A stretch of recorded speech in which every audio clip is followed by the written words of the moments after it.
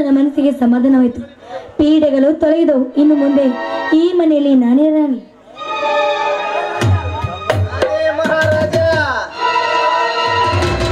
ಹೇ ಶರತ್, ನೀನ್ ಯಾವಾಗ ಬಂದೆ?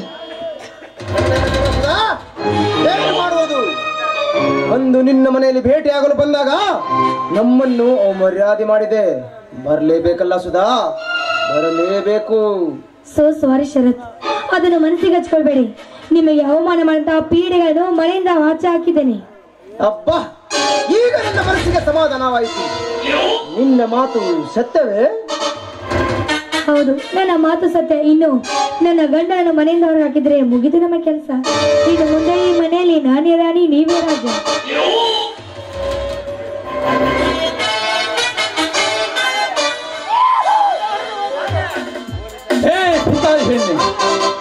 ಕನ್ಯೆ ನೀನೆಂದು ಕಾಪಾಡಿ ಕೈ ಹಿಡಿದರೆ ನನಗೆ ನೀನು ಮೃತ್ಯುವಾದೆಯಾ? ನಿನ್ನನ್ನು ಈಗಲೇ ಕೊಂದು ಬಿಡುತ್ತೇನೆ.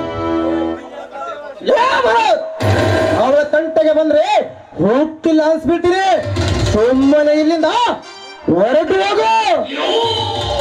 ರಾಕ್ಷಸ, ತಾಳಿ ಕಟ್ಟಿದ ಹೆಂಡತಿಯನ್ನು ನಿನಗೆ ತಲೆ ಹಿಡಿಯಲು ನನ್ನ ತಲೆ ಕೆಟ್ಟದಲೇ ಭಂಡ.